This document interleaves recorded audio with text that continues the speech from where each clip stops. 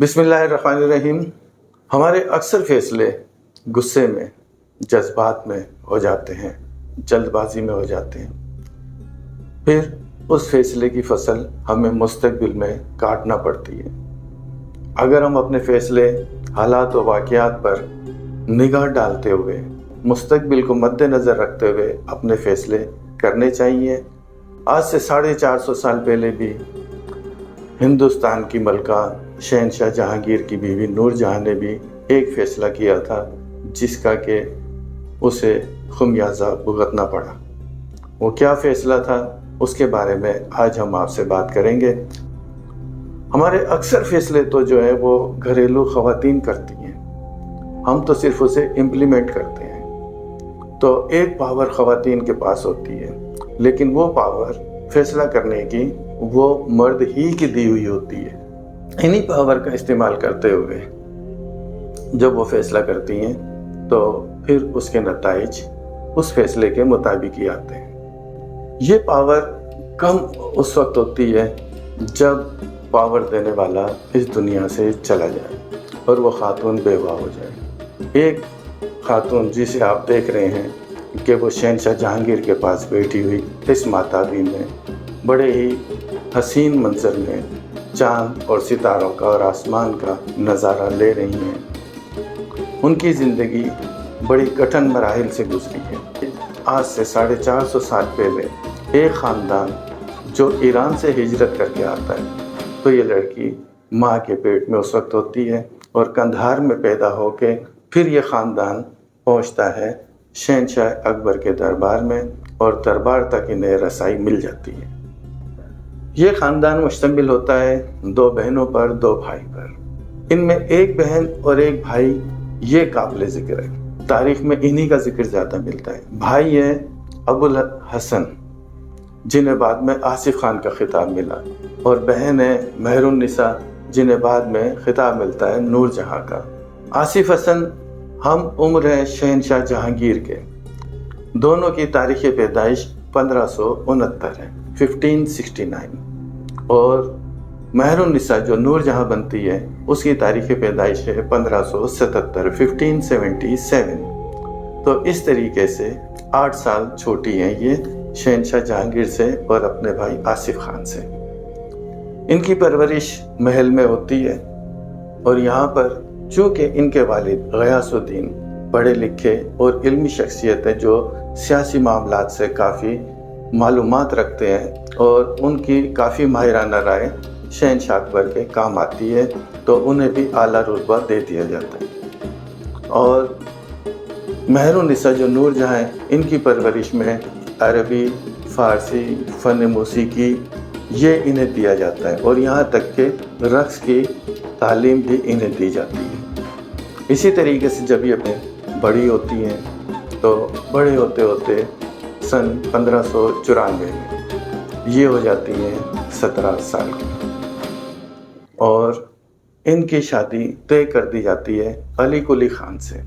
جی ہاں، علی قلی خان وہی ہیں جو کہ ایران سے ہجرت قندھار کے ذریعے یہ بھی ہندوستان اسی راستے پر پہنچے تھے۔ یہ بھی کافی بہادر، سمجھدار، سیاسی بصیرت رکھنے والے سپہ سالار بھی تھے، لڑنے میں بھی ماہر تھے، تو انہیں بھی اعلیٰ مقام مل گیا تھا، اور یہاں پہ نور جہاں بھی بڑی ہو گئی تھیں۔ تو شہنشاہ اکبر نے نور جہاں کو دیکھتے ہوئے، مہر النساء کو دیکھتے ہوئے جب وہ بڑی ہو گئیں تو ان کی شادی علی قلی خان سے کر دی، اور شادی کے وقت ان کے بیٹے شہزادہ سلیم 14 شادیاں کر چکے تھے۔ تو ہو سکتا ہے کہ شہنشاہ اکبر نہیں چاہتے ہو کہ یہ ملکہ بنے ہونے والی۔ اس طریقے سے ان کی شادی کر کے پھر ان کا ٹرانسفر کر دیا جاتا ہے بنگال میں، علی قلی خان شیر افغن کا۔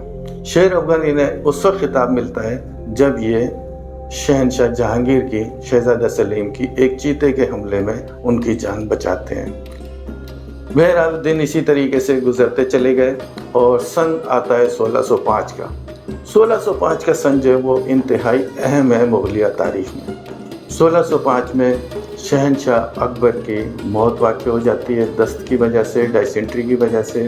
1605 میں شہزادہ سلیم کی پہلی بیوی منبوع ڈیجی جو کہ خسرو مرزا کی ماں تھی، وہ خودکشی کر لیتی ہے بہت زیادہ افیم کھا کر۔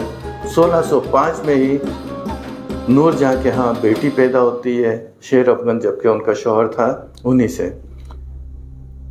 اور 1605 میں ہی شہزادہ دانیال، جی ہاں یہ شہنشاہ جہانگیر شہزادہ سلیم کا بھائی تھا، جن کی بھی موت واقع ہو جاتی ہے کثرت شراب نوشی کی وجہ سے۔ اور 1605 میں ہی شہنشاہ جہانگیر کے ہاں ایک بیٹے کی پیدائش ہوتی ہے جس کا نام رکھتے ہیں وہ شہریار مرزا، جو کہ آگے چل کے اسی نور جہاں کے داماد بنتے ہیں۔ بات اس طرح سے آگے چلتی ہے اور 1605 کے بعد شہنشاہ جہانگیر تخت پر بیٹھتے ہیں۔ نام ان کا شہزادہ سلیم سے شہنشاہ جہانگیر ہو جاتا ہے۔ تخت پر بیٹھنے کے بعد حکومت اپنی جاری رکھتے ہیں کہ 2 سال کے بعد سن 1607 میں آصف خان جو نور جہاں کے بھائی تھے، وہ اپنی بیٹی کی منگنی شہنشاہ جہانگیر کے بیٹے شاہ جہاں سے کر دیتے ہیں، تو 1607 میں منگنی ہو جاتی ہے۔ اور اپریل میں اور مئی میں 1607 میں بنگال میں نور جہاں کے شوہر شیر افغن پر ایک مقدمہ چلتا ہے کہ وہ افغان باغیوں کو تیار کر رہا ہے، اور انہیں کی طلبی ہوتی ہے بنگال کے صوبے دار یعنی گورنر قطب الدین کوکا کے پاس۔ وہاں جب ان کی طلبی ہوتی ہے تو ان میں تنازع ہو جاتا ہے۔ تنازع کے نتیجے میں جو گورنر صوبے دار قطب الدین کوکا، ان کا انتقال ہو جاتا ہے 20 مئی 1607 کو، اور 30 مئی 1607 میں شیر افغن کو قتل کر دیا جاتا ہے۔ اس طریقے سے 1607 میں مہر النساء نور جہاں بیوہ ہو جاتی ہیں، اور اس وقت ان کی بیٹی کی عمر 2 سال ہوتی ہے۔ انہیں واپس بنگال سے آگرہ بلا لیا جاتا ہے۔ یہاں پہ محل میں ان کی دیکھ بھال ہوتی ہے، اور یہاں پر مزید 4 سال گزرتے ہیں۔ ان 4 سال میں شہنشاہ جہانگیر کی مزید 4 شادیاں ہو جاتی ہیں۔ نور جہاں سے شادی کے وقت میں 19 شادیاں کر چکا ہوتا ہے، اور نور جہاں جب ان کی زندگی میں آتی ہے تو یوں سمجھ لیں کہ یہ 19 بیویوں کو، ایک بیوی تو 1605 میں خودکشی کر کے انتقال کر جاتی ہے منبوع ڈیجی، 18 بیویوں کو اوورٹیک کر کے شہنشاہ جہانگیر کا قرب حاصل کر لیتی ہیں، اور ان کی سب سے لاڈلی بیوی بن جاتی ہیں، ایک بیوہ ہونے کے باوجود اور ایک بچی 6 سال کی ان کے باوجود۔ 1611 میں شہنشاہ جہانگیر سے ان کی شادی ہو جاتی ہے، اور 1 سال کے بعد ہی 1612 میں ان کے بھائی آصف خان اپنی بیٹی ارجمند بانو کی شادی کر دیتے ہیں شاہ جہاں سے، شہنشاہ جہانگیر کے بیٹے سے۔ تو اس طرح سے پھر یہ سلسلہ ان کی زندگی آگے بڑھتی ہے، اور سن آتا ہے 1620 کا۔ 1620 میں نور جہاں کی بیٹی 15 سال کی ہو جاتی ہے، اور ان کی شادی شہنشاہ جہانگیر کے بیٹے شہریار سے کر دی جاتی ہے۔ اور 1622 آتا 2 سال بعد، تو 1622 میں شہنشاہ جہانگیر کے سب سے بڑے بیٹے خسرو مرزا کو، جنہیں بغاوت کے الزام میں گرفتار کیا ہوا تھا، ان کو سزائے موت دے دی جاتی ہے۔ اور 1623 میں جودھا بائی کا انتقال ہو جاتا ہے۔ 1623 کے بعد جودھا بائی کے انتقال کے 4 سال کے بعد شہنشاہ جہانگیر بھی اس دنیا سے رخصت ہو جاتے ہیں۔ تو 1627 اور 1611 اس عرصے میں 16 سال کے عرصے میں شہنشاہ جہانگیر مزید کوئی شادی نہیں کرتا، اور اپنی لاڈلی بیوی کے ساتھ زندگی گزارتا ہے۔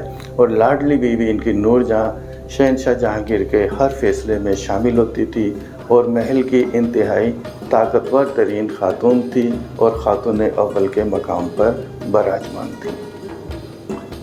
1627 میں جب شہنشاہ جہانگیر کا انتقال ہو جاتا ہے تو اس کے 10 دن کے بعد ہی وہ اعلان اور ایسا فیصلہ کرتی ہے کہ جس میں کہ ان کے داماد شہریار مرزا کو تخت پر بٹھا دیا جاتا ہے۔ بس یہی فیصلہ تھا جو انہوں نے جلد بازی میں کیا۔ یہیں پہ میں اپنی ان خواتین کو بھی مخاطب کروں گا کہ جب ان کے سر سے شوہر کا سایہ ہٹ جاتا ہے، جو شوہر کی دی ہوئی طاقت ہوتی ہے وہ ختم ہو جاتی ہے، پھر اس وقت وہ جو فیصلہ کرتی ہیں اس فیصلے کی فصل انہیں کاٹنا ہوتی ہے۔ تو اپنے ارد گرد کے ماحول کو دیکھتے ہوئے، وسیع نظری سے دیکھتے ہوئے فیصلہ کریں، کیونکہ جو آپ کی طاقت تھی آپ کے شوہر کی وجہ سے، وہ طاقت اب آپ میں نہیں رہے گی۔